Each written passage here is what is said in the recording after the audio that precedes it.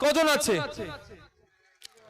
গুটি কয়েক আছে যারা সমাজ বিরোধী, শাসকের ছত্র ছায়া আছে, তাদের নিয়ে দেখুন, তাদের দ্বারাই যারা দেখুন কর্মকাণ্ড কিছু করে না, কাজ কাম করে না, পার্টির ঝান্ডা নিয়ে ঘোরে, পার্টি অফিসে বসে, শাসকের অফিসে বসে, ওখান থেকে তোলা তুলে খায়, ওখান থেকে কাটমানি করে খায়, তাদেরই বদনাম হচ্ছে, তাদের জন্য বদনাম হচ্ছে।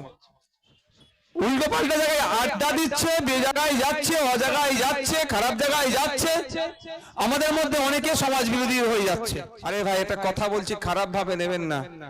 সে তো শিক্ষার কথা বলবে যে পেনের গুরুত্ব বোঝে।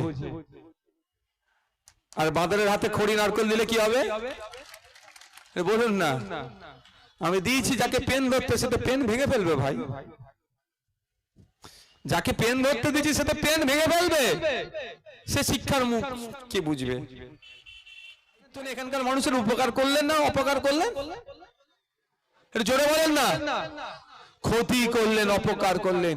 উনি দায়িত্ব পাওয়ার পর ওই লুটের কথাটাই ভুলে গেল। তো আমি এই জায়গায় দাঁড়িয়ে বলি ওনাকে বলছি, আসুন না আমাদের কম্পিটিশন হোক। আমি একটা বাসরুটের কথা বলেছি, আপনি আরো 3টে বাসরুট নতুন করে দিয়ে ভাঙড়বাসীকে উপকার করুন। 4টে বাসরুট নতুন দিন, ভাঙড়ের মানুষকে উপকৃত করুন। আমি বিধানসভায় গিয়ে ভাঙড়ে একটা কলেজ ছিল সেই 2000 সালের আগে তৈরি, বামেদের আমলে। তারপরে আর কোনো কলেজ হয়নি, শিক্ষা প্রতিষ্ঠান হয়নি। ভাঙড়ের 2 নম্বর ব্লকের জন্য আমি একটা কলেজের দাবি করেছি বিধানসভায়। আপনি এখানে 2টো কলেজের ব্যবস্থা করে দিন। আমি একটা ডিগ্রি কলেজ চেয়েছি, আপনি একটা আইনের কলেজ দিন। 2টো কলেজ দিয়ে কম্পিটিশনটা এখানে আমার সাথে করুন না। এই কম্পিটিশন করুন, এই কম্পিটিশন হোক না। আমি তো চেয়েছি ভাঙড়ের জন্য কলেজ চেয়েছি, সব ডেটা আমার কাছে আছে, কবে কোথায় কি চেয়েছি সব তথ্য আমার কাছে আছে। আমি ভাঙড়বাসী আমাকে নির্বাচিত করেছে, ভাঙড়বাসীর জন্য আমি কি কি বলেছি, কিগুলো দেওয়া দরকার। আমার আগে স্বাস্থ্যের কথা বলছিলেন দুজনই, মাস্টার সাহেবও বলেছেন, জুবিদিও বলেছেন। আপনাদের বলে রাখি, আমার কাছে তথ্য আছে। এখান থেকে কিছু হলেই জিরেনগাছা হসপিটাল থেকে আর নাহলে নরমুড়ি থেকে কোথা করছে, রেফার করে দিচ্ছে। এই রেফার করার ফলে কলকাতায় চাপ বাড়ছে। কদিন 1 বছর খানেক আগে, 1 বছর থেকে 14 মাস মতো আগে মুখ্যমন্ত্রী বলেছিলেন আলিয়া বিশ্ববিদ্যালয়ের জায়গা ওনার নজরে পড়েছিল, বিশ্ববিদ্যালয়টাকে ধ্বংস করবার একটা চক্রান্ত আছে। কি করেছিলেন যে কোন কলকাতার কোন মেডিকেলের এখানে একটা হোস্টেল বানাবে। যখন এটা নিয়ে কোনো বিতর্ক হচ্ছিল তখন উনি কি বললেন যে তোমাদের লোকেরাই তো এখানে ট্রিটমেন্ট করতে আসে, শহরে চাপ বেড়ে যাচ্ছে। ও কত ভালো কথা শুনে, যেন মনে হলো কত ভালো কথা। কিন্তু আপনাদের বলে রাখি, তো 2টো জিনিস এখানে কাজ করছে।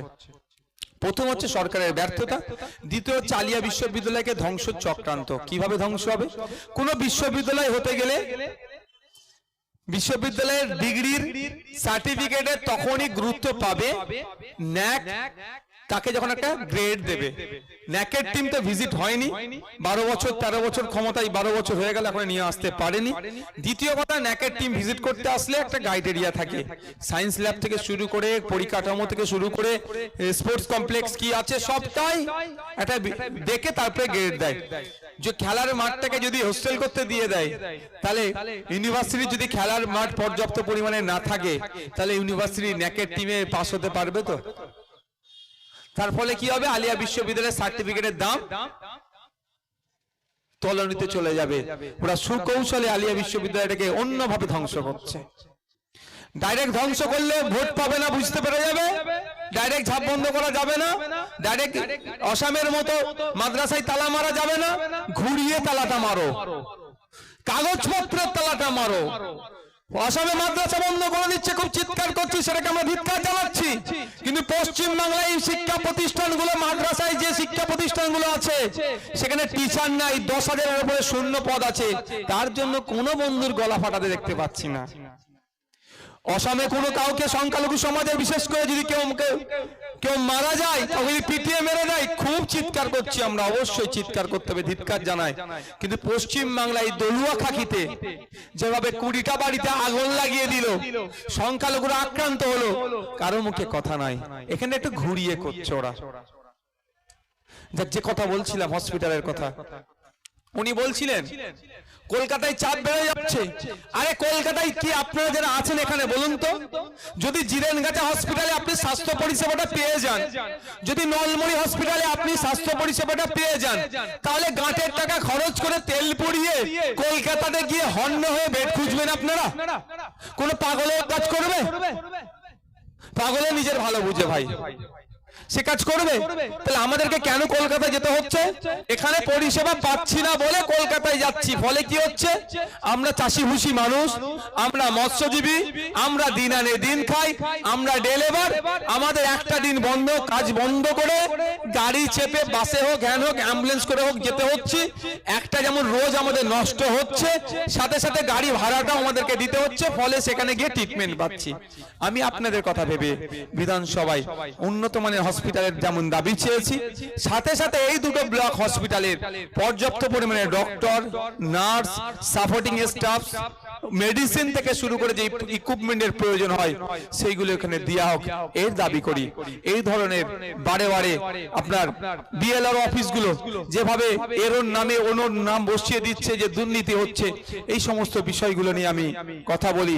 এতেই ওরা রাগান্বিত, এ কথার জবাব দিতে পারে না, ফলে আমাদেরকে বিভিন্নভাবে আটকানোর চেষ্টা করে। তাই বন্ধুগণ, আপনাদের বলবো যে ভরসা বিশ্বাস করে আমাকে ভোট দিয়েছিলেন বা আমাদেরকে ভোট দিয়েছিলেন, সেই বিশ্বাস ভরসা আমি কি নষ্ট করেছি? এটা জোরলে বললে ভালো হয়। নষ্ট করিনি তো? কারণ আপনি জানেন আমার দু হাতে লাড্ডু, আমার এখন দুটো হাতে লাড্ডু আছে। যা আমার কাছে অফার আছে আপনারা ভালোই জানেন।